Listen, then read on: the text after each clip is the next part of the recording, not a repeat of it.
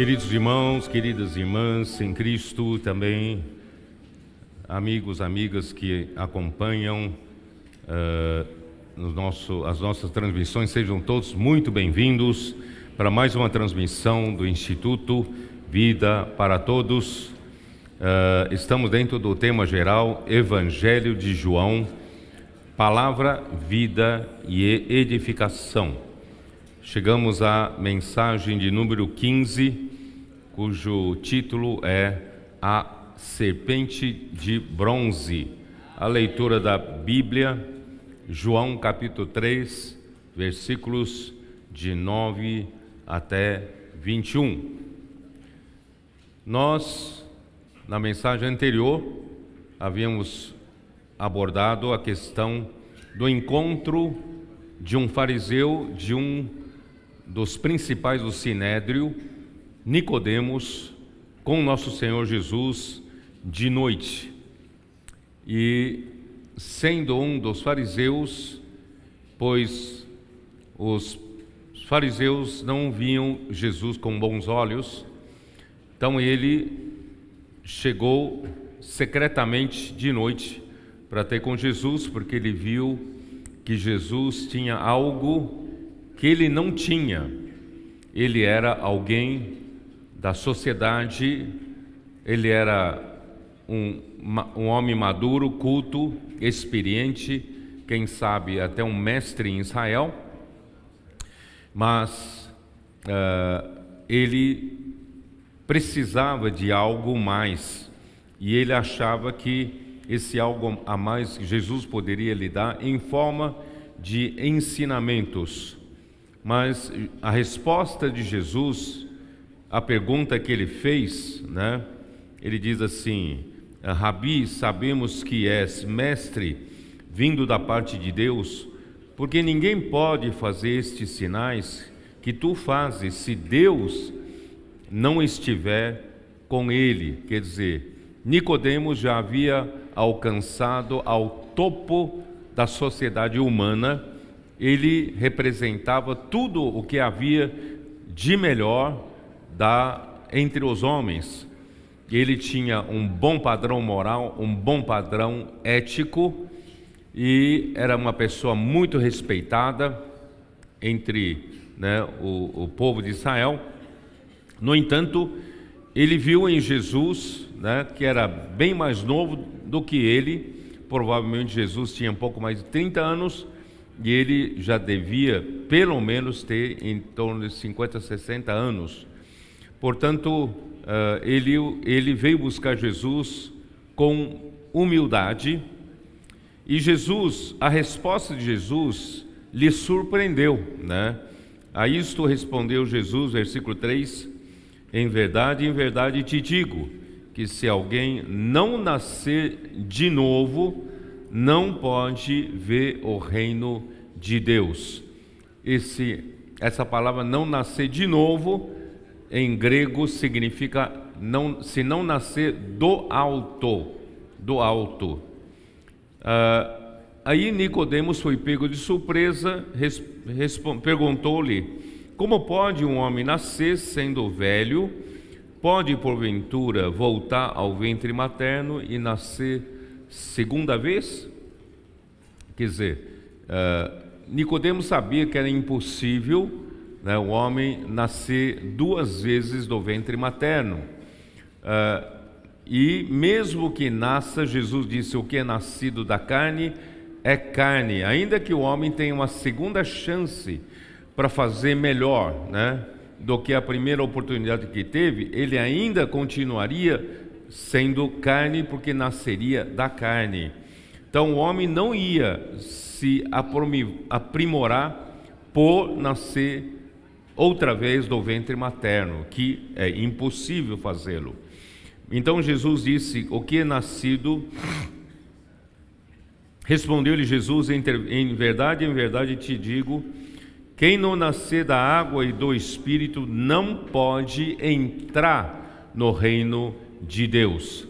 Então, irmãos, esse nascer da água e do Espírito, a grande parte dos estudiosos da Bíblia afirma que essa água aqui representava a água do batismo de João Batista, porque João Batista dizia: eu vos batizo com água, mas aquele que vem após mim vos batizará com o Espírito Santo.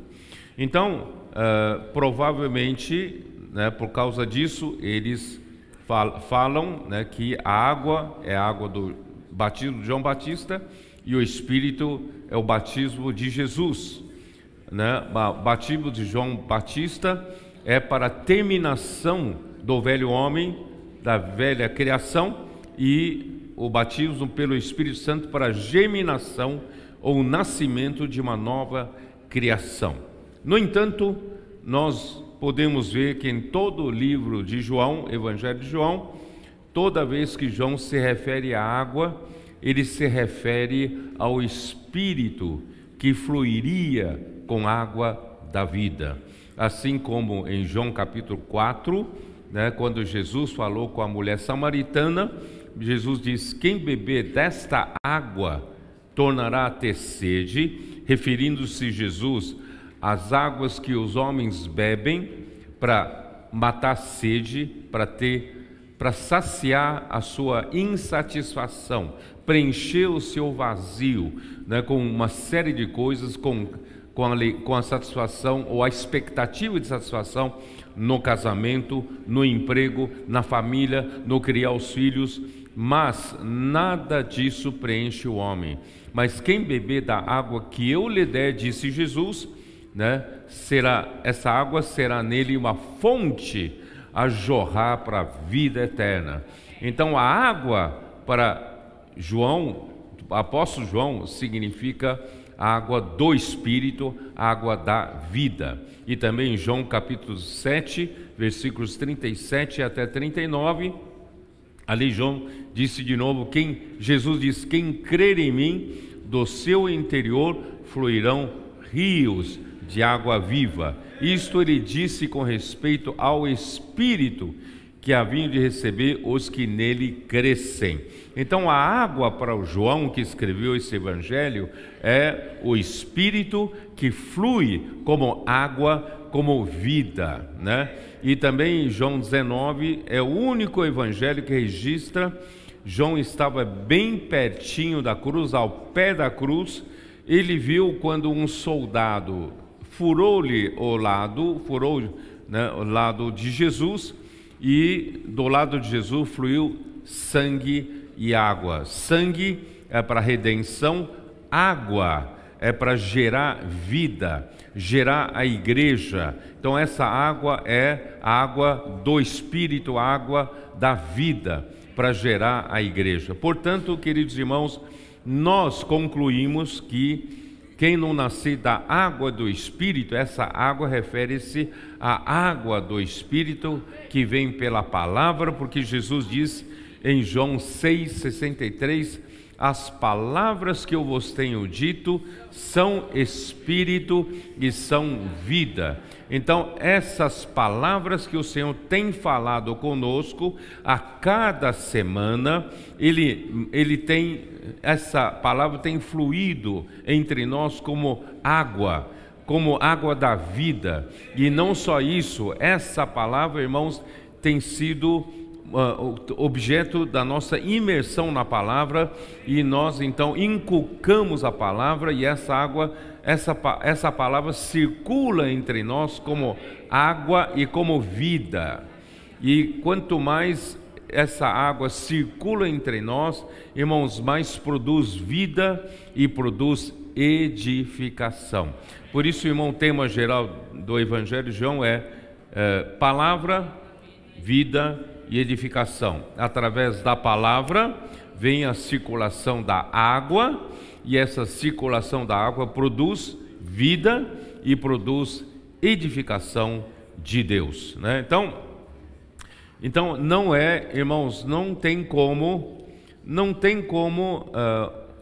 o homem querer se aperfeiçoar, ser um homem melhor, né? Mesmo que Nicodemos conseguisse um ensinamento que lhe tornasse melhor, ele ainda não conseguiria ver o reino de Deus. Ele precisava nascer do alto para ver o reino de Deus.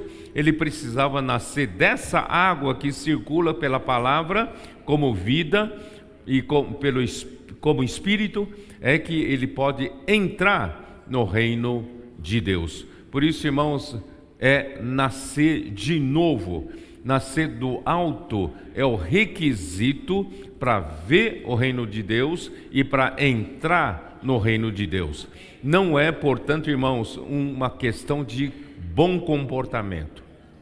Não sei se vocês perceberam que João, ele dessa maneira discreta, ele se preocupa não nos deixar na superficialidade da religião. Vocês perceberam ou não? João não se contenta em fazer registros religiosos, registros bibliográficos, registros históricos e nos deixando na superficialidade. Não, João quer nos fazer aprofundar-nos, mostrando, irmãos, que nós temos que sair, irmão, da superficialidade da letra e superficialidade da religião. Precisamos da realidade da vida, tá? Então, irmãos, para você ter a realidade da vida, não é você se comportar melhor. Não, o homem tem muita preocupação em se comportar como um bom homem, como um homem correto. Irmãos, não é suficiente, isso não é suficiente para ver o reino de Deus, para entrar no reino de Deus. Para entrar no reino de Deus, irmãos, precisa ter a vida de Deus. E nós precisamos nascer do alto, nascer de Deus, nascer de novo. Por isso João 3,17 diz: não te admires de eu te dizer, importa-te nascer de novo, nascer do alto. O vento sopra onde quer, ouves a sua voz, mas não sabes de onde vem, nem para onde vai. Assim é todo o que é nascido do Espírito. Então, por que João acrescentou esse versículo? João quer nos mostrar o seguinte: não basta apenas nós nascermos do alto e ver o reino de Deus e entrar no reino de Deus.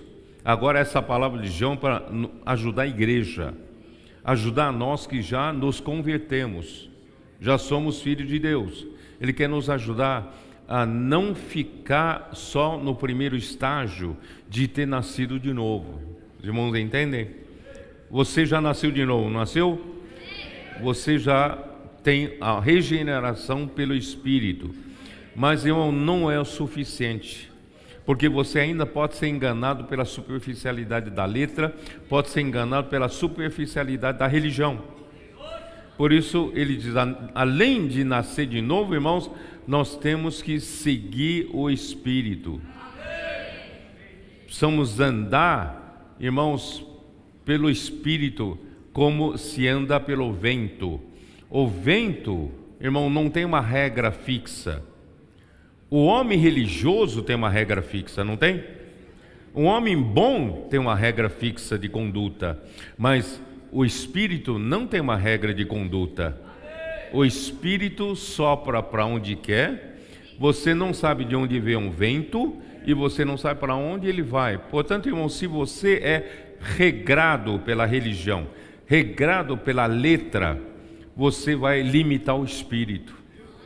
Então, daqui para frente, irmãos, vamos aprender a andar no Espírito, aprender a andar pelo Espírito, não julgar o Espírito pela sua lógica. Nós, com nossos conceitos, nós limitamos muito o Espírito.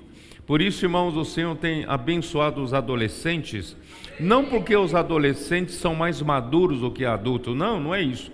Não que os adolescentes são melhores que os adultos, é que o adolescente tem uma característica, irmãos, que eles são simples em seguir o vento. Eles ainda não têm muito conceito fixo na cabeça. Os adultos já têm muitos conceitos fixos na cabeça. Os irmãos entenderam? Então, nesse ponto, precisamos aprender com os adolescentes.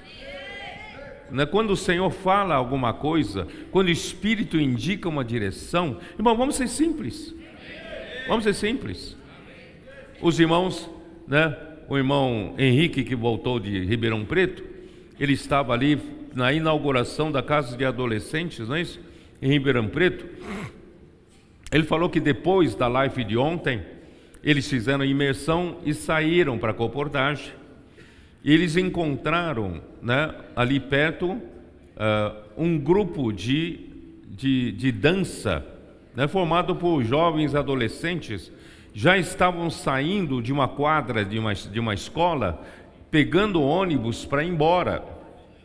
E os jovens que estavam, os capitães que estavam com as tropas, não tiveram coragem de falar para eles, para esse grupo de dança, mas os adolescentes abordaram o instrutor, e falou para o instrutor que gostaria de orar por todo o grupo.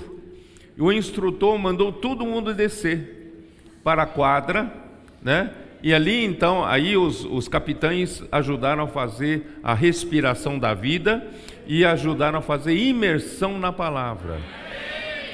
O instrutor ficou tão tocado, que ele falou que era isso que esses adolescentes do grupo de dança precisavam.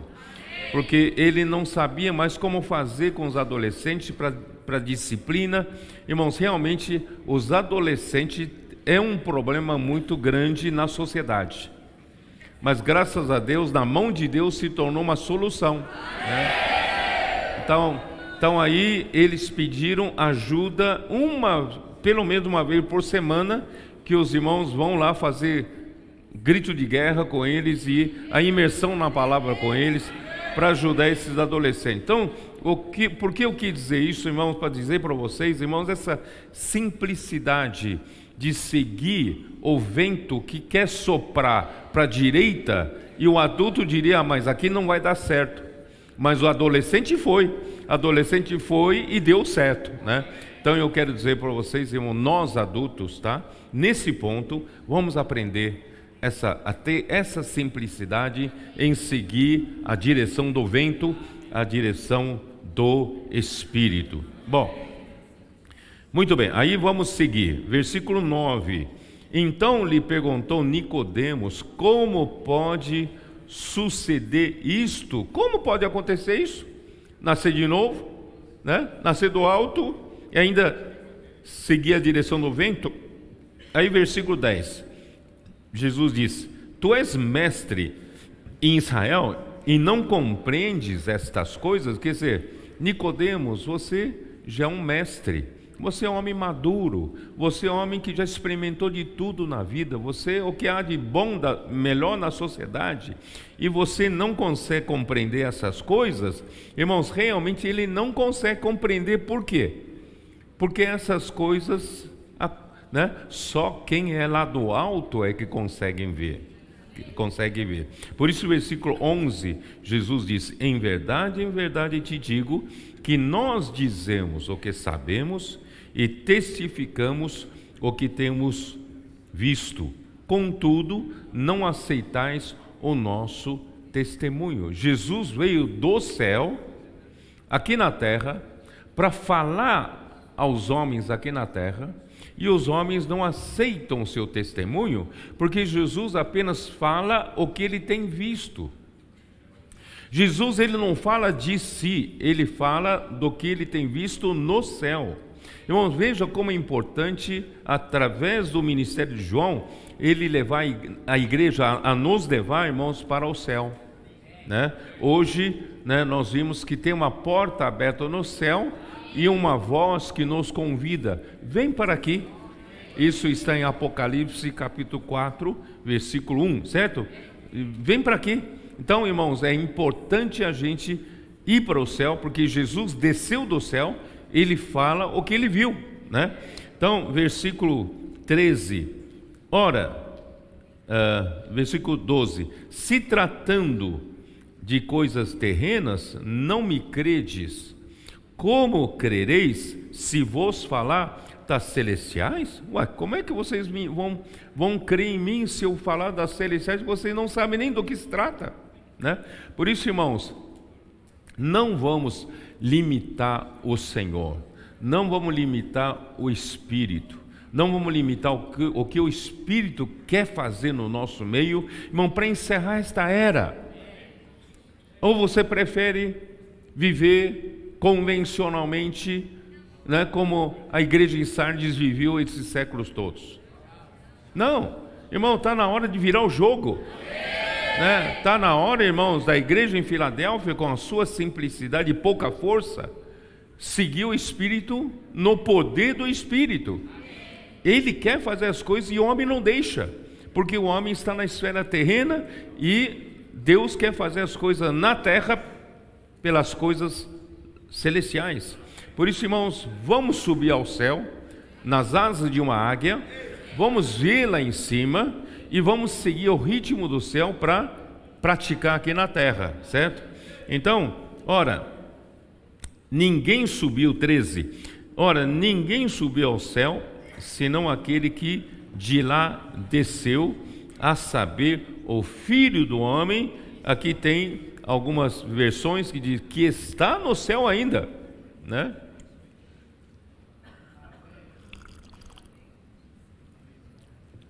Até então, irmãos, nenhum homem subiu no céu. Só o Filho do Homem que desceu do céu. Por isso, irmãos, se Jesus não tivesse aberto o caminho como uma escada para o homem poder subir ao céu, nem eu e você teremos acesso ao céu.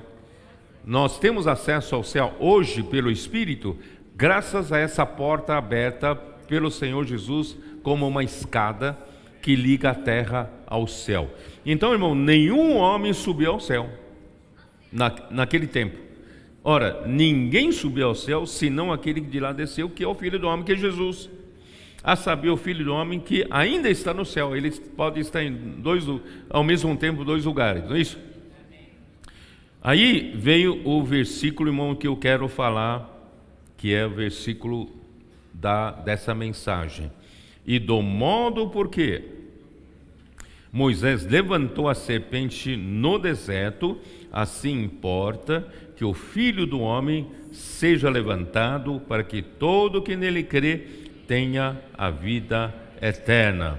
Tá bom, então vamos terminar a leitura até aqui, vamos continuar falando um pouco mais. Irmãos, quando Jesus falou sobre...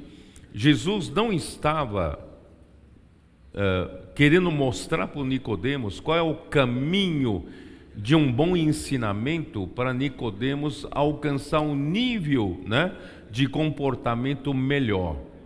Jesus estava indicando o caminho para o reino de Deus, tá?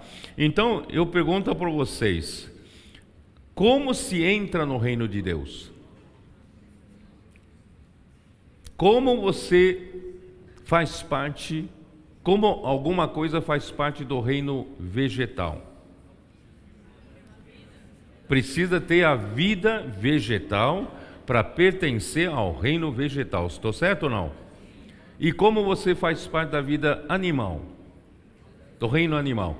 Você precisa ter vida animal para fazer parte do reino animal. Como você pode entrar no reino de Deus? Você então precisa ter a vida de Deus para, né, entrar ou fazer parte do reino de Deus. Então, que é o reino de Deus, afinal de contas? Hein? O reino de Deus, por aí você pode entender, o reino de Deus é onde, né, a vida de Deus estabelece uma esfera de domínio. Estou certo ou não? A vida vegetal é a esfera onde a vida vegetal tem domínio, ou não é?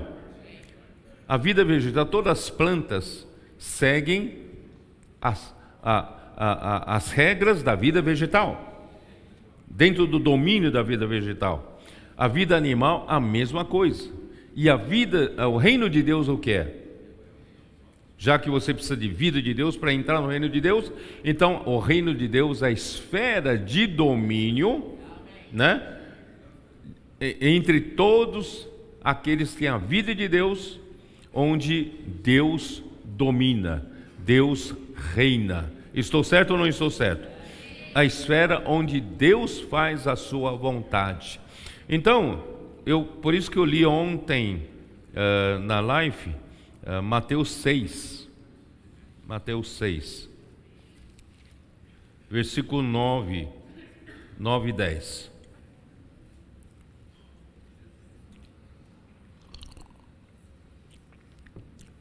Os irmãos me perdoem que estão com um pouco problema na garganta, eu não estou falando mais alto para me guardar um pouco, tá? Mas o Espírito está forte, tá? Portanto, vós orareis assim: Pai nosso que está nos céus, santificado seja o teu nome, venha o teu reino, faça-se a tua vontade, assim na terra como no céu. Tá? Então, irmãos, aqui está claro que no reino de Deus é para todos santificarem o nome de Deus, e todos nesse reino, faz a vontade de Deus. Estou certo ou não estou certo? Então, em primeiro lugar, irmãos, Deus está acima de tudo. A prioridade máxima dentro desse reino é Deus. É Deus quem manda, né? Prioridade é Deus. E a sua vontade é feita dentro desse reino, dentro desse domínio, tá? Então, irmãos, qual é o domínio, né? A primeira constatação: na terra, Deus não tem essa esfera onde Deus faz a sua vontade como Ele faz no céu. No céu, Deus faz a sua vontade sem nenhuma resistência. Ninguém tem qualquer murmuração contra Ele. Ele faz a sua vontade livremente. Mas aqui na terra não. Desde que houve, né, a rebelião de Satanás, e desde que ele provocou a queda de Adão, a queda do homem aqui na terra, irmãos, aqui na terra, né, aqui o mundo todo jaz no maligno, e o príncipe desse mundo é Satanás. Ele hoje controla esse mundo, né? Ele, através do império das trevas, dos seus principados e potestades, os dominadores desse mundo tenebroso das trevas, né? Irmãos, ele domina essa terra, todos os reinos desse mundo estão debaixo do seu domínio. Então, aqui na terra, Deus não faz a sua vontade. Mas, irmãos, Deus está estabelecendo a esfera onde Ele faz a sua vontade, irmãos, aqui na terra, é através da igreja. Por isso, irmãos, nós, como a igreja, nós devemos ver isso, irmãos, aqui entre nós, Deus tem que fazer a sua vontade sem resistência. No entanto, irmãos, o homem é complicado. O homem ainda tem, né? Eu já falei para vocês na conferência, né, na Estância Árvore da Vida, de que o homem agora, depois de nascer de novo, o homem ficou complicado. Por que o homem ficou complicado? Quem sabe? Além da vida natural que a gente tinha, não é isso? A vida na carne que nossos pais nos deram, que nos ensinou a viver na carne todo o tempo. Agora, pela regeneração, nascemos do alto, nós temos a vida de Deus também. Então todo cristão tem duas vidas. Uma vida da velha criação, uma vida da nova criação. No entanto, todo homem tem só um corpo para viver. Então, esse corpo, ele só tem um corpo para viver aqui na terra, mas tem dois comandos diferentes. Um comando é o comando da carne, comando do velho homem, e o outro comando é o comando de Deus, da vida de Deus, não é? Então, às vezes você vive debaixo do comando de Deus, mas a maioria das vezes você vive pelo comando do seu velho homem, não é? Então, Paulo ficou confuso em Romanos capítulo 7, né? Desventurado homem que sou, o bem que eu quero fazer não consigo fazer, o mal que eu não quero fazer, esse sim eu faço. O que acontece? Aí eu vejo que entre os meus membros há uma lei do pecado, né? E eu vejo que o pecado habita em mim. Irmãos, não é complicado? Ficou complicado. Por isso, irmãos,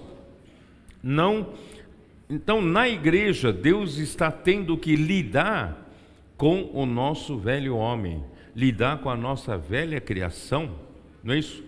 Por isso o livro de Efésios é tão importante. O livro de Efésios nos mostra, irmãos, não é somente pelo bom ensinamento da Bíblia que a gente muda, que a gente vive realmente pela vida, né, do céu, que nasceu do céu, do alto, certo? Irmãos, é pelo preencher de Cristo em todos os vazios do nosso ser, não é verdade? E eu ainda estou, né, muitos vazios do meu ser, irmãos, ainda são preenchidos pelo velho homem, pela velha criação. Graças a Deus, irmão, o Senhor nos deu um presente que é a imersão na palavra. A imersão na palavra, irmãos, não é a gente se comportar melhor. A imersão na palavra, sem a gente perceber, estamos aqui inculcando a palavra, né, junto com os irmãos, fazer circular a circulação de vida. Irmão, essa palavra vai mudando, transformando o nosso ser. Não é? Aquelas partes que a gente vivia ainda pelo velho homem, pouco a pouco vão sendo removidas, ou não é? E a circulação vai trazendo o quê? Vai trazendo a nova vida, trazendo nutrientes e oxigênio, não é? E eliminando as toxinas do velho homem. E estamos sendo transformados sem perceber, tá? Então é dessa forma que o Senhor consegue reinar, Cristo consegue ser o cabeça sobre a sua igreja primeiro. Vocês estão me entendendo? Então por isso que João quer nos mostrar, irmão, não é pela religião, não é pelo bom comportamento, irmãos, é pela vida de Deus, através da palavra de Deus, né? Então, a segunda constatação, irmãos, a terra não santifica o nome do Pai, né? Pai nosso que está no céu, santificado seja o teu nome. Sabe por quê? Porque, irmãos, porque o homem, ó Senhor Jesus, o homem caído, o homem natural, o homem no velho homem, ele tem outra prioridade, diferentemente de Deus ser a sua prioridade. Ainda, irmãos, que nós nos enganemos, puxa, não, Deus é minha prioridade, Cristo tem a primazia na minha vida. Mas, irmão, muitas vezes nós somos enganados, né? Então, irmãos, o homem caído, irmão, na verdade, ele está mais preocupado. Aqui fala, Pai nosso que está no céu, santificado seja o teu nome. Irmãos, quantos recitam essa oração religiosamente? Todos os dias são recitadas essa oração, irmãos, por tanta gente.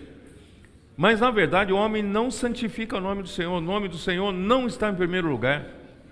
Por quê? O homem tem outra preocupação, né? Eu vou provar para vocês. Primeiro, Mateus 18. Mateus 18. Em se tratando do reino de Deus, em se tratando do reino dos céus. Eu não estou nem falando daquelas pessoas que não estão nem aí com Deus, não estão nem aí com o Senhor. Estou falando daquelas pessoas que se preocupam com Deus, que se preocupam com o Senhor. Irmãos, inconscientemente, nós ainda não colocamos Deus em primeiro lugar. Tá? Olha aqui, ó. Capítulo 8, versículo 1. Naquela hora, aproximaram-se de Jesus os discípulos, perguntando: quem é, porventura, o maior no reino dos céus? Quer dizer, os discípulos não estão preocupados em santificar o nome do Pai. Estavam mais preocupados quem é o maior. Quem é o maior. Então você percebe que a preocupação do homem natural, do velho homem, da velha criação, ainda é essa disputa por posição. Quem tem a primazia? Quem está em primeiro lugar? Né? Irmãos, é isso que nós temos que ver esta manhã, tá bom? Em terceira João fala de uma pessoa que, né, que Diótrefes, então eu vou falar rapidamente, 3 João 9 e 10, que fala assim: escrevi alguma coisa à igreja, mas Diótrefes, que gosta de exercer a primazia entre eles. Você vê, a cabeça do homem natural, do homem caído, sem ele perceber, ele corre atrás de primazia, ele corre atrás de espaço na igreja, posição na igreja, né? Então, ele gosta de exercer a primazia entre eles, não nos dá acolhida. Por isso, se eu for aí, fale-ei, lembradas as obras que ele pratica, proferindo contra nós palavras maliciosas. Você vê que não são pessoas que, quem sabe, amem o mundo, são pessoas na igreja, né? Como é que fala? Como que fazendo coisas para Deus. E, na verdade, estão fazendo coisa contra Deus, lutando contra Deus, né? Então, né, proferindo contra apóstolo João palavras maliciosas. E não satisfeito com estas coisas, nem ele mesmo acolhe os irmãos, como impede os que querem recebê-los e os expulsa da igreja. Irmãos, esse é o homem natural, o homem caído. Por isso, irmãos, eu quero dizer para vocês, eu estou falando ainda dos melhores homens. Não estou falando do homem que ama o pecado, ama o mundo, não. Estou falando do homem que que serve a Deus. Irmãos, não caiamos nessa armadilha, tá? Ó Senhor Jesus. Em Gálatas capítulo 4...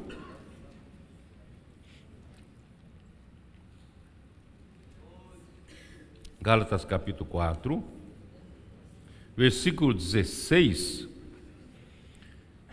Paulo falou assim: tornei-me porventura vosso inimigo por vos dizer a verdade? Irmãos, apóstolo Paulo, ele só tem uma preocupação. Graças a Deus, irmãos, o apóstolo Paulo nesse ponto é um modelo para nós. Ele realmente era alguém que santificava o nome de Deus. Ele nunca, você pode ver em todas as suas epístolas, ele nunca buscou glória para si. Ele nunca buscou uma posição para si, não é isso? Ele era apenas fiel ao Senhor em falar a verdade. Aquilo que Deus revelava a ele era fiel em passar para a igreja, em falar a verdade. Então, por falar a verdade, ele ofendeu aqueles que são enganados, né? Versículo 17: os que vos obsequiam não o fazem sinceramente, mas querem afastar-vos de mim, para que o vosso zelo seja a favor deles. Tem algumas pessoas aí que vêm bajulando vocês, vêm assediando vocês, vem tentando com esses ensinamentos maliciosos, né, fazer com que o vosso zelo, o vosso cuidado seja a favor deles. Essa disputa, irmãos, de zelo, né? de seguidores. Irmão, não estamos aqui disputando seguidores. Única pessoa que tem que ter seguidor é o Senhor, né? Nós não temos seguidores do Senhor, né? Então, irmãos, é isso que eu estou tentando mostrar para vocês, como se você pensa que doutrinariamente nós santificamos o nome de Deus, nós não santificamos por causa do homem natural, né? Nós precisamos cuidar disso. Atos capítulo 20, né? Capítulo 20, versículo 29, que diz assim: eu sei que depois da minha partida entre vós penetrarão lobos vorazes, que não pouparão o rebanho, né? E que dentre vós mesmos, dentre vocês, os presbíteros, dentre vós, por isso, irmãos, não confie no homem. Pode ser uma pessoa que te ajudou muito, pode ser uma pessoa que você acha ele super espiritual. Irmãos, o homem não é confiável. O homem não é confiável.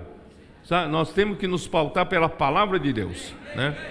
Então aqui diz assim: e que dentre vós mesmos se levantaram homens falando coisas pervertidas. Só que eles acham que estavam falando coisas doutrinárias, cheias de razão, né?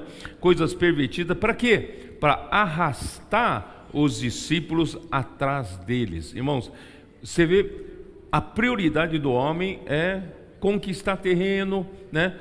Ser o primeiro da lista, né? Ter fama, irmãos.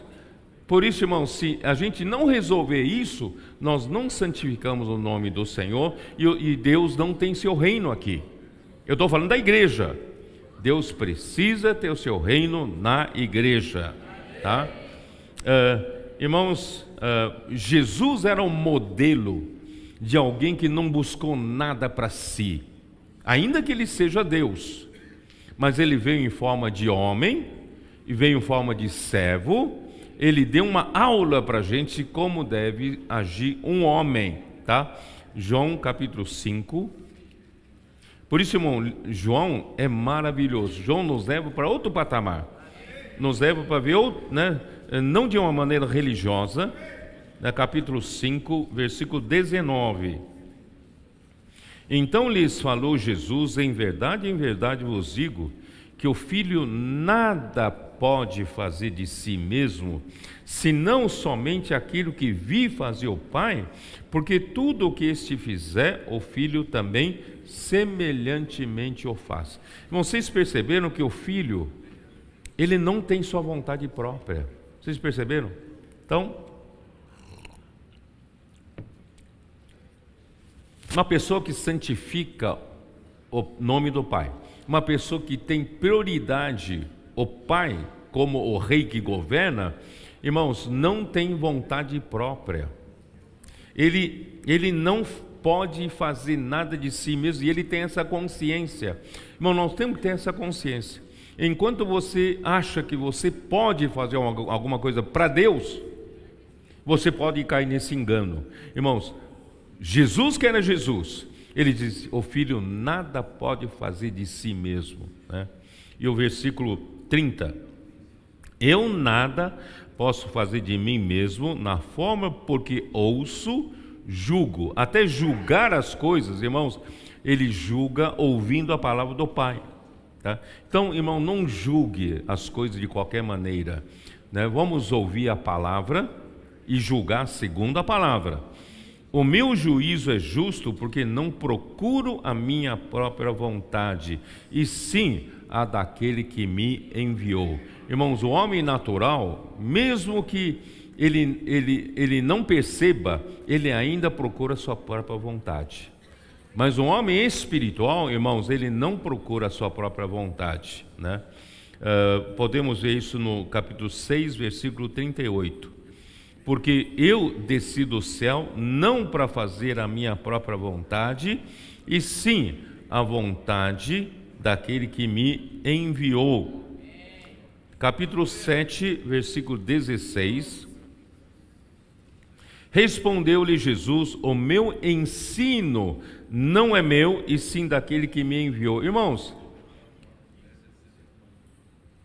há pessoas criticando a palavra profética, a palavra, me criticando por causa da palavra profética. Irmãos, o ensino, se Jesus falou que o ensino não é dele, imagina eu.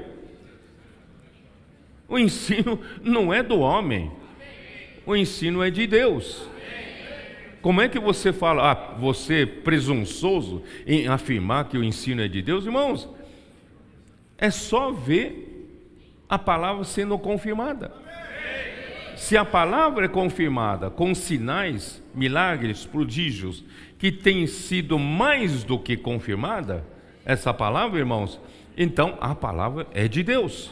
Porque a palavra de um homem não faz a obra de Deus.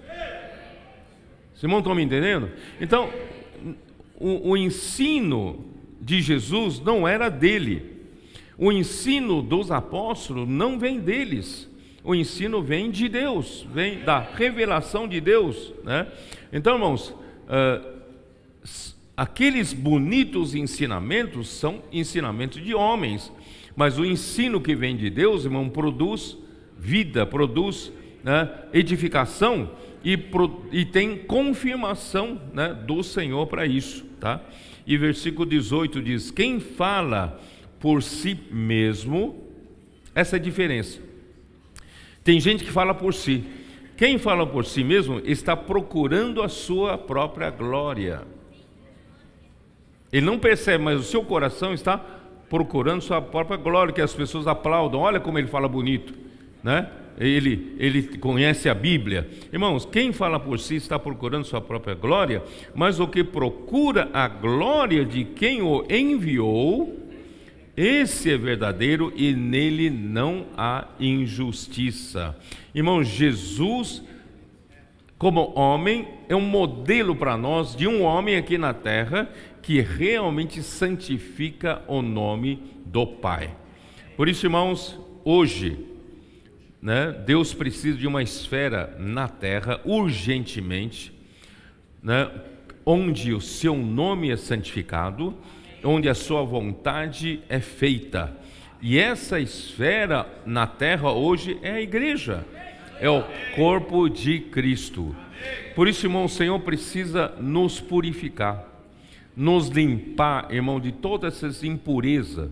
A gente acha que está servindo a Deus, acha que, na verdade, irmãos, nós precisamos ser limpos, purificados, para que realmente, irmãos, Deus não tenha nenhuma resistência quando Ele quer fazer a sua vontade na igreja, tá? E Ele também, portanto, irmãos, a igreja é o corpo de Cristo, cujos membros nasceram de novo, nasceram do alto e possuem a vida de Deus, pois são filhos de Deus, porque creram no nome de Jesus e o receberam. Isso está no capítulo 1, versículo 12 de João, não é isso? A todos quanto o receberam, deu-lhes o poder de serem feitos filhos de Deus, a saber, os que creram no seu nome, né? Então, irmãos, e como nascido de Deus, irmão, temos que seguir o comando do Espírito, porque eles não são mais governados pelas coisas da terra, eles são governados lá do alto, tá? Então, irmão, nós seguimos o Espírito. Então, Nicodemos era mestre em Israel e não compreendia o que Jesus falava, porque como um fariseu era um conhecedor da lei em forma da letra, e lhe faltava revelação para compreender as coisas celestiais. Por isso, irmãos, nós precisamos do ministério de João, para vermos que a igreja tem uma porta aberta no céu.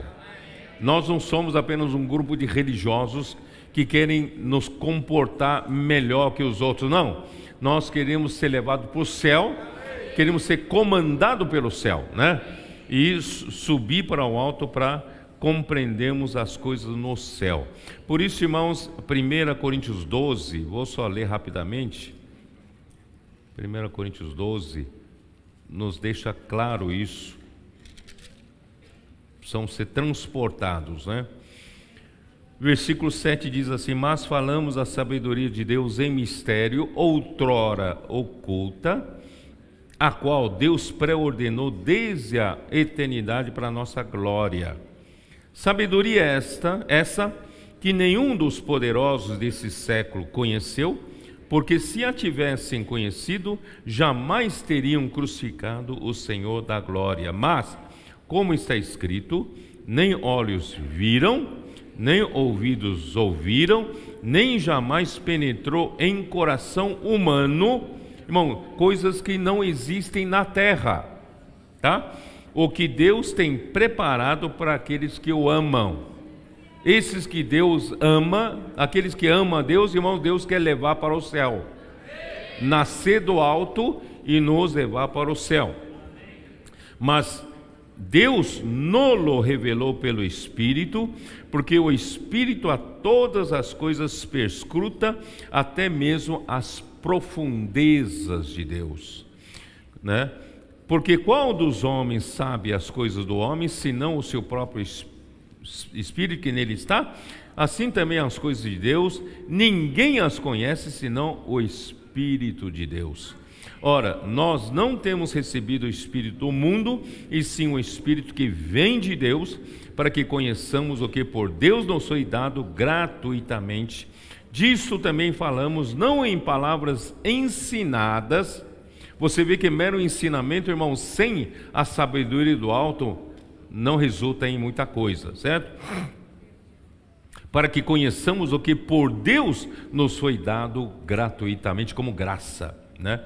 Disso também falamos, não em palavras ensinadas pela sabedoria humana, mas ensinadas pelo Espírito, conferindo coisas espirituais com espirituais. Ora, o homem natural, o homem anímico, o homem que vive pela alma, pode ser enganado pela sua própria vida da alma, irmãos, não aceita as coisas do Espírito de Deus, porque eles são loucura, e não pode entendê-las, porque elas se discernem espiritualmente.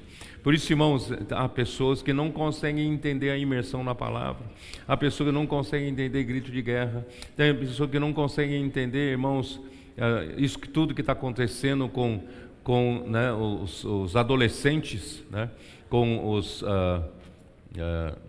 como é que é? Esqueci o nome dos adolescentes, né? Não, com a casa de adolescentes, né? Casa de adolescentes. Já temos quantas casas? Até ontem,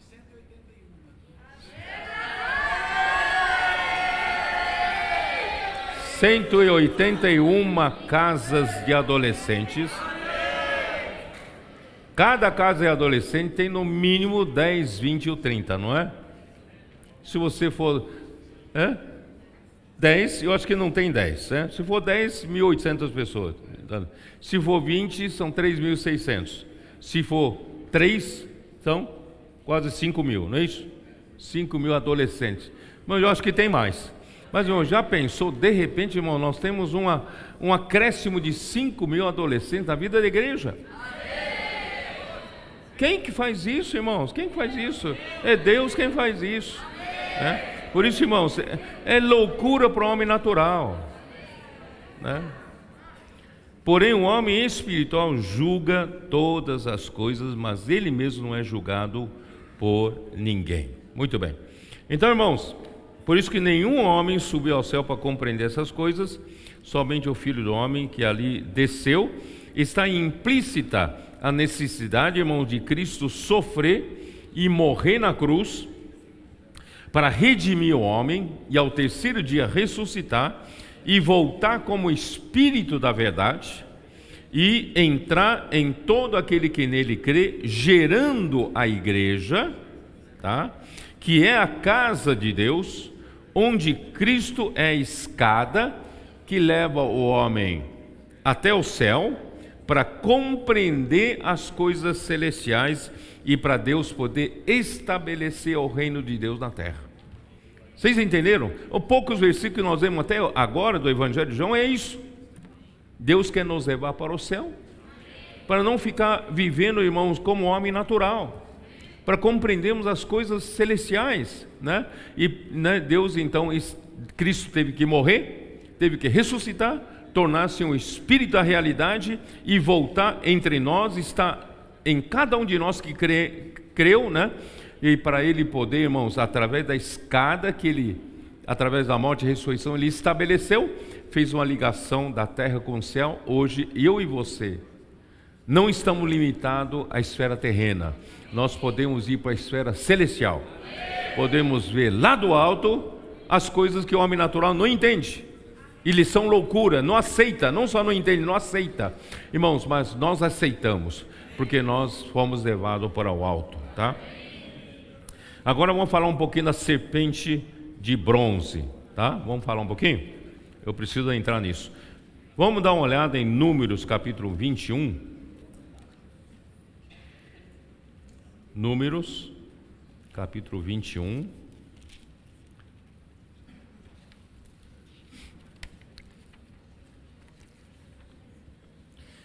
Ao rodear a terra de Edom, mais uma vez o povo perdeu a paciência. Irmão, Deus é tão bom para com esse povo perde a paciência. Por isso, irmão, esse povo representa o nosso homem natural, né? Falou contra Deus e contra Moisés. Toda vez que o povo se queixa, ele fala contra Deus e contra quem Deus estabeleceu para liderar o povo, Moisés, tá? E reclamaram da falta de pão, da falta de água, chamando o maná que Deus maravilhosamente manda o suprimento diário de um pão vil, né? Então, irmão, só que desta vez eles passaram dos limites. Deus providenciou maná no deserto, eles estavam enfastiados dele. Deus fez sair água da rocha em Meribá e eles reclamaram da falta de água, tá?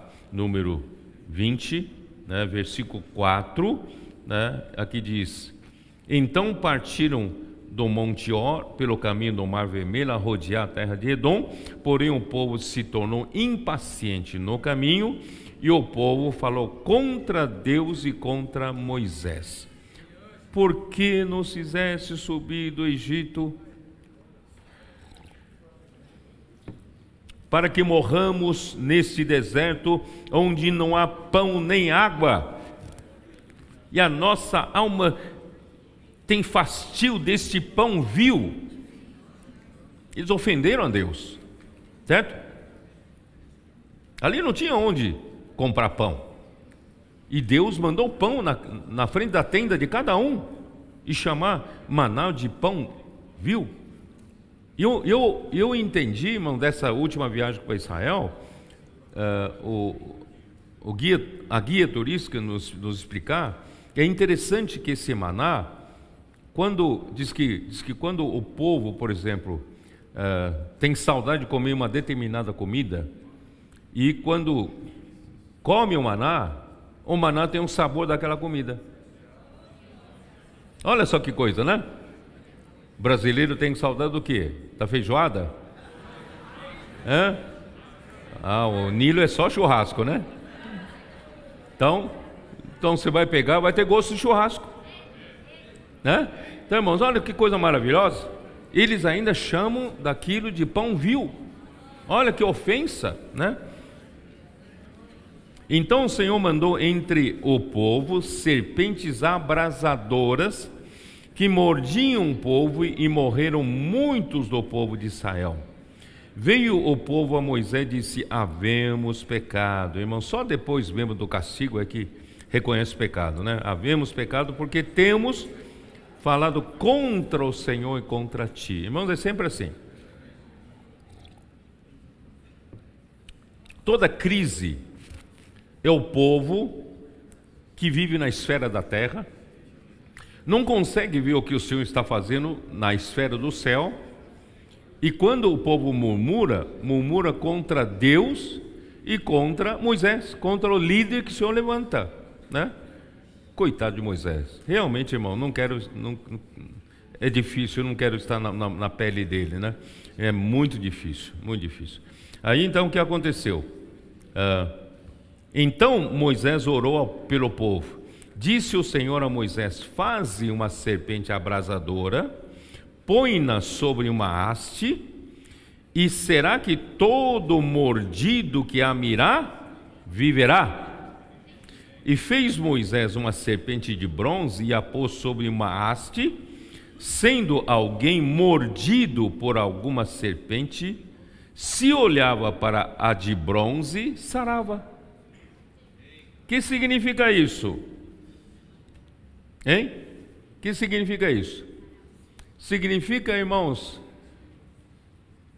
não precisa de soro antiofídico, né? Porque não tinha Instituto Butantan, que está aqui ao lado, para produzir soro antiofídico. Ainda fica no hospital um tempão para sarar. Não, só olhar para a serpente de bronze, sarava.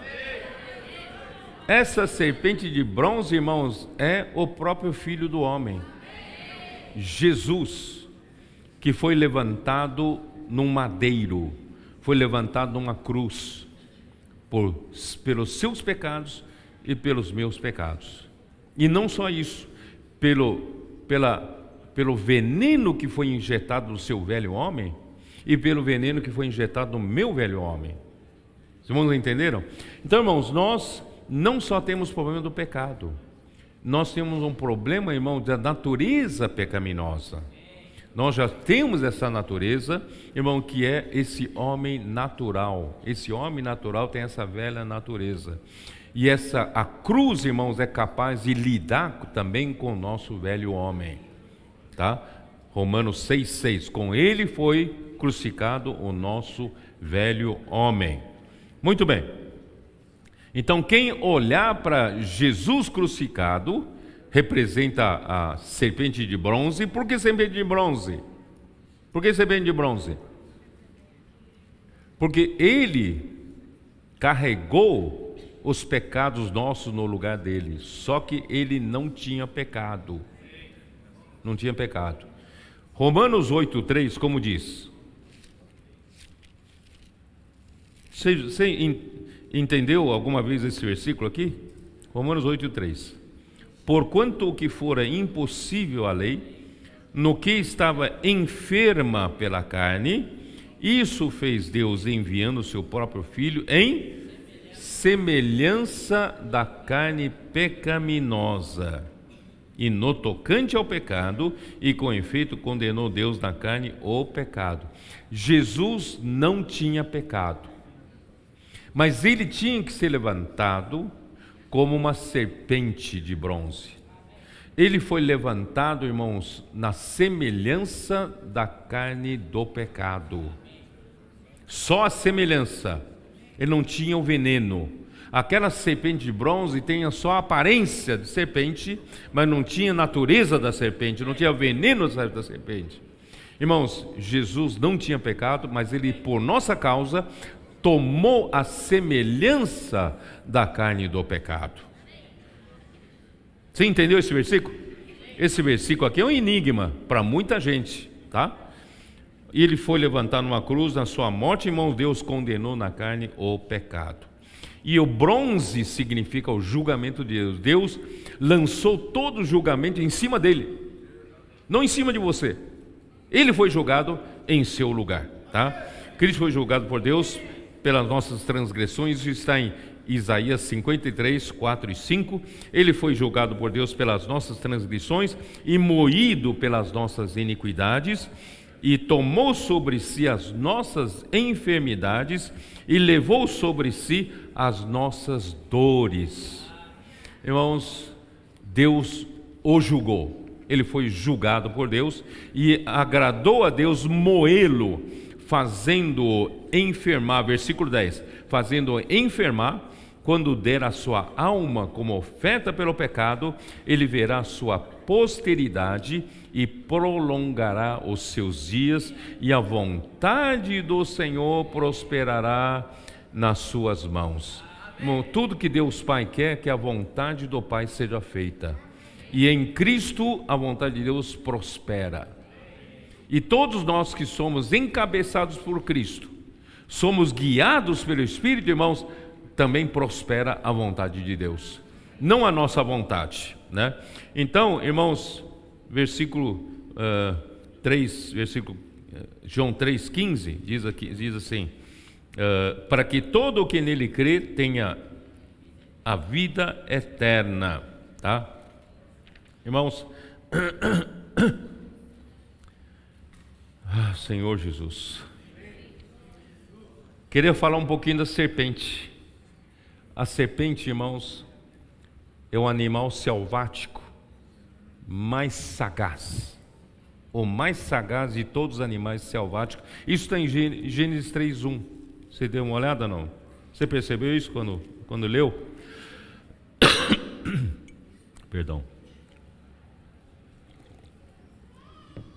Gênesis 3:1. Mas a serpente, mais sagaz que todos os animais selváticos que o Senhor Deus tinha feito, disse à mulher: é assim que Deus disse, não comereis de toda árvore do jardim. Irmãos, cuidado, a serpente, ela vem de uma forma sinuosa, ela não vem de uma maneira reta, não é isso? O leão vem reto, mas a serpente vem rodeando, né? E você sabe que a serpente muitas vezes tem uma forma de um sinal de interrogação, não é isso? Ela gosta de colocar dúvida na sua mente sobre a palavra de Deus. É assim que Deus disse? A palavra profética? Será que é isso que os irmãos estão falando? Né? Irmãos, é a serpente. A serpente é sagaz. Sagaz significa o quê? Astuto e sutil, tá? E 2 Coríntios 11:3 fala de novo de uma serpente, né? 2 Coríntios 11:3. Mas receio que assim como a serpente enganou a Eva com a sua astúcia, assim também seja corrompida a vossa mente. A vossa mente, né? E se aparte da simplicidade e pureza devidas a Cristo. Irmãos, a serpente é tão sutil, é tão sagaz, tão astuta, ela conseguiu enganar Eva e enganou Adão, enganou o homem, a humanidade toda, certo? Com a sua astúcia, e corrompeu a mente do homem, e o homem perdeu a simplicidade que tem para com a palavra de Deus, com Deus, e perdeu a pureza para com Deus. Então, irmãos, hoje qualquer coisa, é fácil a serpente colocar dúvida na nossa cabeça, né? Não caiamos nessa cilada, não vamos cair nessa cilada. Por isso, irmãos, eu depois que caí uma vez na conversa dela, né? Muitos anos atrás, eu fui ajudando os irmãos que tinham sido contaminados, e eu acabei me contaminando com a morte e perdi a simplicidade. Irmão, depois daquilo, nunca mais. Eu falei para o Senhor, nunca mais me permita perder a simplicidade. Eu quero continuar, irmãos, sendo simples para com Deus, puro para com Deus. Para com Deus, irmão, não tenho dúvida nenhuma, né? Para com Deus, irmãos, eu mantenho a minha pureza, como Paulo fala em 1 Timóteo 1:5, né? A presente admoestação visa ao amor que procede de um coração puro, uma fé sem fingimento, de uma boa consciência, né? Muito bem. Então, irmãos, não vamos perder a simplicidade. E, irmãos, a astúcia aqui, a serpente com a sua astúcia, aqui refere-se à artimanha, sabedoria ilusória e falsa. Irmão, cuidado com essas palavras, né, que vão chegando até você como uma serpente, rodeando, né, com uma sabedoria ilusória, vai iludindo você, né, ilusória e falsa, tá? E Apocalipse 12, versículo 9, como diz?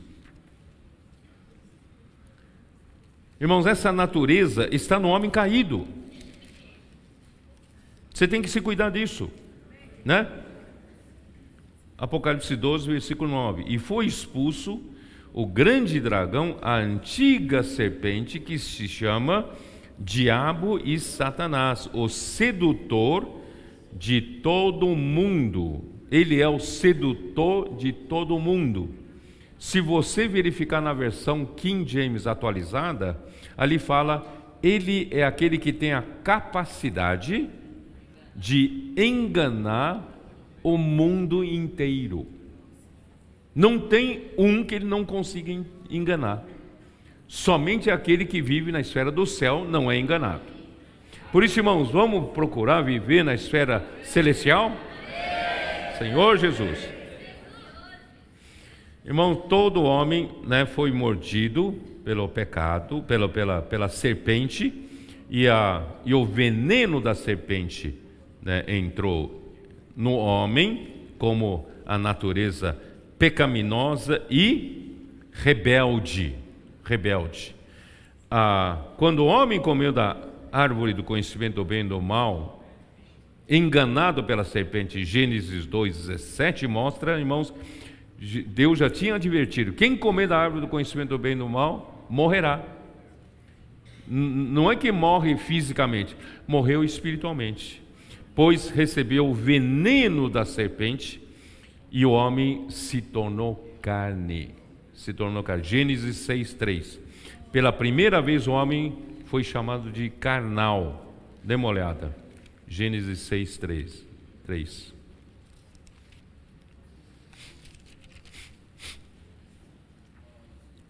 Eu estou lendo esses versículos todos por amor aos adolescentes, para eles saberem onde estão esses versículos, tá?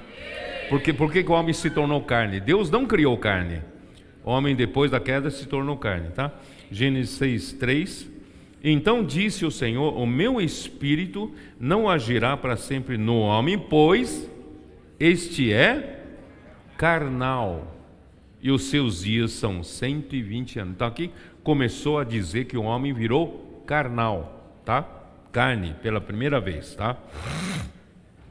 Por isso, irmãos, ó Senhor Jesus, esse veneno que entrou no homem, ele tem alguns efeitos, né? Romanos capítulo 1, versículo de 29 a 31, ele fala assim, irmãos, homens, por causa desse veneno que entrou no homem, os homens ficaram cheios de toda injustiça. Irmãos, isso está na nossa natureza, o veneno de Satanás, né? Toda injustiça, malícia, avareza e maldade, possuídos de inveja. Irmão, nós passamos a ter inveja um do outro.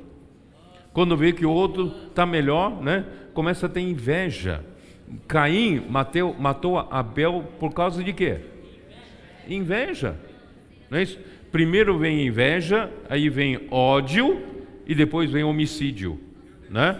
Primeiro inveja, depois ódio, depois homicídio. Irmãos, é isso que acontece. As pessoas têm inveja, depois, né, destila ódio e quer matar, quer destruir, né? Irmãos, mas isso tudo faz parte do veneno da serpente. Possuído de inveja, homicídio, contenda, aí gosta de contender, né? Eu acho que assim, a minha doutrina é melhor, né? Eu defendo essa verdade. Irmãos, isso é contenda, dolo, tem coisa escondida, maligna dentro de si, dolo e malignidade, e sendo difamadores, gostam de difamar, né? Bom, a nossa preocupação, irmãos, é divulgar a verdade, de falar a verdade, deixar que a verdade faça a obra de Deus. Não temos intenção de difamar ninguém, vamos divulgar a palavra de Deus, né? Caluniadores caluniam os outros, né? Fazem ousadas afirmações, né? Caluniando até aspectos pessoais das pessoas. Irmão, para que isso? Certo? Aborrecidos de Deus, insolentes, soberbos, presunçosos, inventores de males, cheio de fake news, né? Aqui já tinham fake news na Bíblia, tá? Inventores de males e desobedientes aos pais. Desobedientes aos pais aqui não é só desobedientes aos pais naturais. Irmãos, aqueles que, né, que estão à frente da igreja, à frente da obra, né, eles são desobedientes, já têm uma natureza de desobediência rebelde dentro de si. Insensatos, pérfidos, pérfido aqui é desleal, é ser desleal e traidor. Quantos irmãos falam bem pela frente, mas por trás dão facada? Isso é traidor, pérfido e sem afeição natural, nem parece homem mais, né? Perderam até a afeição natural de um homem, né? E sem misericórdia, falam sem misericórdia, para destruir mesmo, irmãos. Mas graças a Deus, irmãos, nós estamos livres disso, né? Que o Senhor possa guardar todos nós, né? 2 Coríntios 11,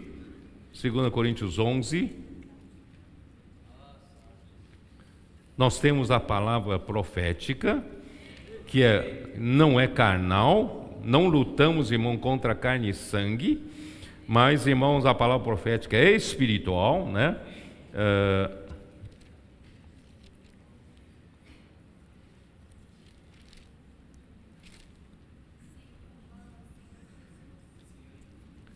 Né? Aqui diz, 2 Coríntios 10, né? Aqui diz, versículo 3: embora andando na carne, não lutamos segundo a carne, porque as armas da nossa milícia não são carnais, e sim poderosas em Deus para destruir fortalezas e anulando nós sofismas e toda altivez que se levante contra o conhecimento de Deus, e levando cativo todo o pensamento à obediência de Cristo, estando prontos para punir toda desobediência, uma vez completa a nossa submissão. Quando completar a nossa submissão, totalmente submisso ao encabeçamento de Cristo, então Cristo poderá punir toda a desobediência. Irmão, nós estamos nesse processo, graças a Deus. Deus, então, irmãos, vamos lá, versículo 17, vamos voltar lá para João 3, 16. Porque Deus amou ao mundo de tal maneira que deu o seu Filho unigênito, para que todo o que nele crê não pereça, mas tenha a vida eterna. Porquanto Deus enviou o seu Filho ao mundo, não para que julgasse ao mundo, mas para que o mundo fosse salvo por ele. Quem nele crê não é julgado, o que não crê já está julgado, porquanto não crê no nome do unigênito Filho de Deus. Irmãos, tem uma demonstração maior do que esse amor? Você acha que não faz ideia. Deus é simplesmente o provedor de toda a criação. Todos os empresários sabem que para fazer um negócio precisa ter bons fornecedores, não é isso? Irmãos, quem é o fornecedor de tudo que a criação precisa? Deus. Tudo, tudo. Água que você bebe, você está respirando de graça, ó. Deus quem deu. Oxigênio, não é isso? A temperatura, né? O Senhor não deixa o nosso dia, né, chegar a 80 graus centígrados. Já pensou? Nós seríamos todos torrados. E Deus não deixa, pelo menos na nossa região aqui, nós moramos num país tropical, não é isso? Tropical, não deixa a nossa, né, chegar a menos 40. Meu irmão morava em Chicago, uma vez eu fui até ali, irmãos, ali tinha chegado a menos 25, 30. Menos 25, 30, é muito frio, é muito frio. Irmãos, Deus mantém uma faixa de temperatura para o homem poder sobreviver. O alimento que você come, daqui a pouco você vai almoçar, né? Todos aqueles alimentos, quem que deu? Quem é o fornecedor? Quem é o provedor? Irmão, sem Deus você não vive. E você sabia que se Deus retirar para si aquele fôlego de vida que Ele soprou, em Gênesis 2:7, se ele retirar para si aquele fôlego de vida, isto é, o espírito humano que está dentro de você, se ele retirar para ele, ó, chupar para ele, ao mesmo tempo todos nós cairíamos mortos, tchum, ficaríamos sem vida. Irmãos, tudo vem de Deus. Por isso, irmãos, a definição do amor é Deus. Então, o amor, irmãos, é doação. Deus é o doador. Ele doou tudo para nós. Só que a maior atitude de doação, irmãos, é doar o seu próprio filho. Vocês entenderam? A maior atitude da doação é Deus doar, né? Deus amou ao mundo de tal maneira que deu o seu Filho unigênito, único Filho, para que todo o que nele crê não pereça, mas tenha a vida eterna. Pensando em nós, Ele sacrificou seu único Filho por amor de nós, né? Por isso, irmãos, para que o mundo fosse salvo por nós, Ele só pensou em nós. Olha como nós devemos tudo a Ele, certo? Ó Senhor Jesus. Versículo 19.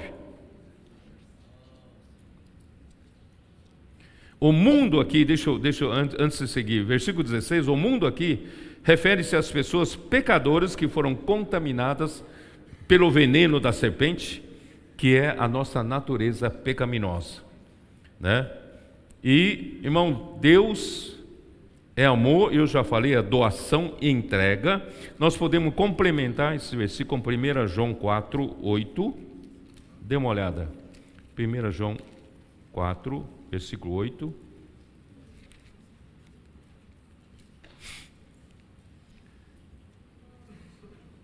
Aquele que não ama, não conhece a Deus, pois Deus é amor. Deus é amor. Essa é a definição de Deus. Deus é amor.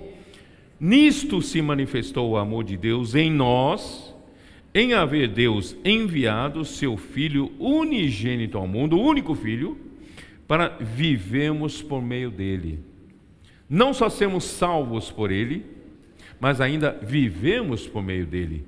Ele entrou em nós como Espírito da realidade, né? E nisto consiste o amor, não em que nós tenhamos amado a Deus, mas em que Ele nos amou e enviou seu Filho como propiciação pelos nossos pecados. Amados, se Deus de tal maneira nos amou, devemos nós também amar uns aos outros.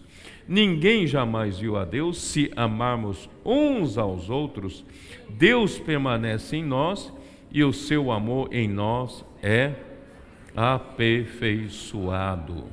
Vamos para o versículo 16. E nós conhecemos e cremos no amor que Deus tem por nós. Deus é amor, e aquele que permanece no amor, permanece em Deus e Deus nele. Ó Senhor Jesus. E Cristo a si mesmo se entregou por nós. Efésios 5, 25, como diz. Efésios 5, 25. Os adolescentes estão anotando tudo certinho? 5, 25. Maridos, amai vossa mulher como também Cristo amou a igreja e a si mesmo se entregou por ela. Irmão, essa é a maior demonstração de amor. Tá? Para quê? Para que a santificasse, tendo-a purificado por meio da lavagem de água pela palavra. Né? Cristo se entregou pela igreja, não é para meramente nos trazer ensinamentos religiosos para nós melhorarmos o nosso procedimento, não. É para quê? Para nos santificar. Deus quer santificar a igreja. E como santifica a igreja? Como Deus santifica a igreja? Com as aulas de ensinamento? Não. É tendo-a purificado por meio da lavagem de água pela palavra. Irmãos, é a água pela palavra que nos lava. Por que precisa de lavagem, irmãos? Para tirar todos os resquícios do veneno, principalmente do velho homem. Entenderam? aquela velha natureza que está dentro de nós. De um lado, a palavra nos traz a nutrição, traz a vida de Deus, traz o amor de Deus, e por outro lado, a palavra leva embora, irmãos, todas as toxinas do veneno, né?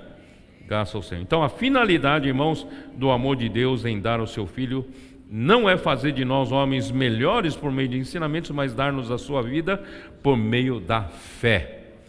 O homem não precisa de reforma, o homem precisa da vida de Deus. Nascer do alto e entrar no reino de Deus e fazer a vontade do céu. Irmãos, não é só você, né, agradecer a Deus que você nasceu de Deus, nasceu do alto, mas é para... Ainda não terminou o que Deus quer de você. O que Deus quer de você, irmãos, é fazer a vontade do céu. Que o céu possa governar a sua vida. Que Deus possa fazer a sua vontade através de você. Então, irmão, Deus, né, enviou seu Filho não para julgar o mundo, né, o homem caído, mas para salvar os homens. Assim, quem nele crê não é julgado, porque crê no nome do Filho unigênito de Deus. Nós somos justificados pela fé em Cristo, pois ele foi julgado em nosso lugar. Agora vamos para versículo 19 e 20. Capítulo 2 de João, capítulo 3 de João, últimos dois versículos, né? João, não, último, penúltimo, né? Ainda tem mais um, né? O julgamento é este, que a luz veio ao mundo e os homens amaram mais as trevas do que a luz, porque as suas obras eram más. Pois todo aquele que pratica o mal aborrece a luz e não se chega para a luz, a fim de não serem arguidas as suas obras. Irmãos, é muito interessante, porque algumas pessoas criticam a palavra profética, irmão, porque a palavra profética traz a luz da vida, e acaba checando com os desígnios do seu coração, e ele não quer ser examinado, ele não quer passar pelo raio-x, né, da palavra. Então, irmãos, por isso que ele fala aqui, né? Porque o homem,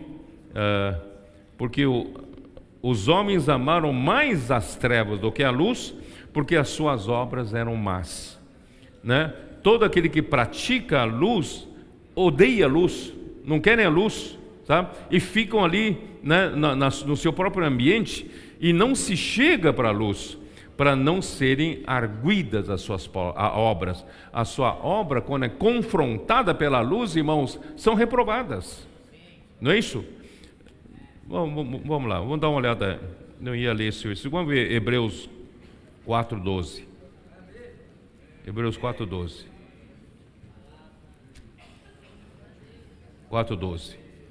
Porque a palavra de Deus é viva e eficaz. Por isso, irmãos, tem pessoas que gostam das suas próprias obras, das trevas, e não gostam de chegar à palavra, porque a palavra é viva e eficaz, e mais cortante do que qualquer espada de dois gumes, e penetra até o ponto de dividir alma e espírito, juntas e medulas, e é apta para discernir, essa última parte que eu quero chamar a atenção, e é apta para discernir os pensamentos e propósito do coração. Os pensamentos e propósito do coração de cada um, irmão, estão ocultos, escondidos, sabe? Faz uma aparência de um homem espiritual, tem uma aparência de que ele é para o bem das coisas de Deus, mas, irmãos, aqui dentro só Deus sabe. Só quando chega a luz, né, é que os pensamentos ocultos e os verdadeiros propósitos do coração dele, irmão, certamente um dia será exposto, né? Por isso, irmãos, vamos melhor hoje ir para a luz, não é isso? Vamos para a luz, né? João 5,19 fala, eu não vou ler, o mundo jaz no maligno, e Deus quer nos libertar do império das trevas e quer nos transferir para o reino de Cristo, né, que é o reino do Filho do seu amor, em Colossenses 1,13. Porém, os homens amaram mais as trevas do que a luz. Quem pratica o mal aborrece a luz, quem tem ódio da luz, temendo que sejam manifestas as suas obras. Irmãos, o mesmo acontece com a palavra profética, ela traz luz e direção do Senhor para a sua igreja. No entanto, quem se acomodou na sua velha maneira de servir ao Senhor, como os judeus religiosos da época de Jesus, irmão, luta contra a luz, para não serem expostos. Imagina só, irmãos, Jesus veio aqui na terra e trouxe luz, e essa luz só expôs, irmãos, a verdadeira situação, né, dos fariseus.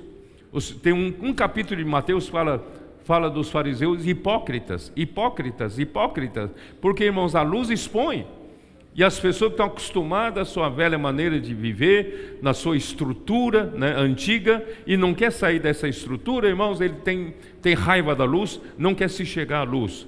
Mas, irmãos, versículo 21, vamos lá, vamos terminar. Versículo 21, como diz: quem pratica a verdade, quem aqui pratica a verdade? Quem pratica a verdade aproxima-se da luz, não tem medo da luz, não é isso?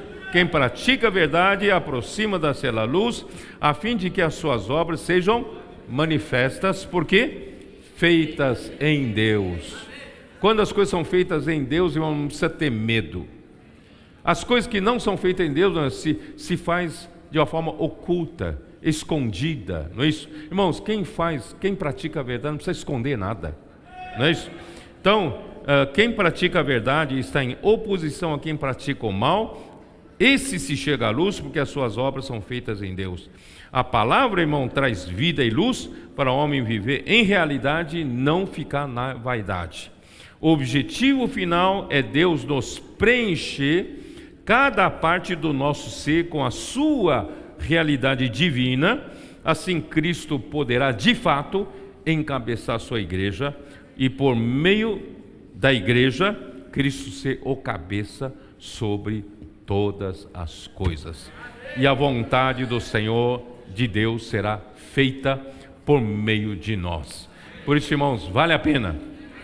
Nós seguimos esse caminho e nós vivemos, irmãos, no Espírito, e sermos levados para o alto e vivemos na esfera do alto. Jesus é o Senhor.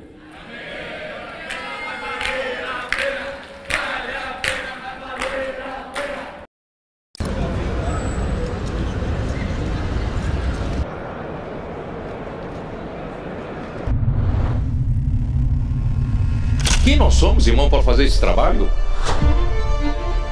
Quem somos nós para atender essa necessidade tão grande em toda a terra? Apesar de termos pouca força, os 7 Espíritos foram soltos para percorrerem toda a terra, porque Ele encontrou na igreja condições mínimas para isso.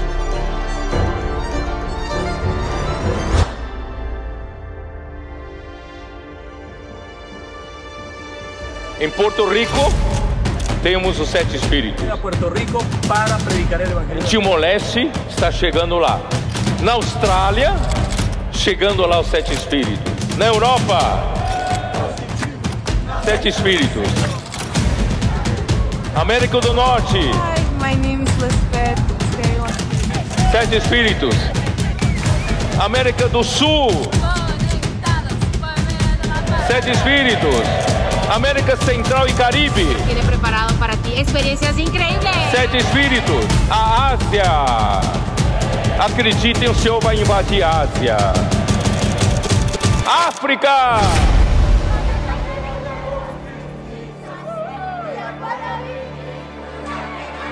Se estivéssemos no plano terreno, irmãos, essas coisas não aconteceriam nunca. Não temos capacidade de fazer isso. Mas justamente por nós irmos para outro plano, plano da fé, plano de Deus, irmãos, e pela palavra profética, Deus está encontrando um canal para fazer essa obra dele. Isso está alcançando o mundo todo.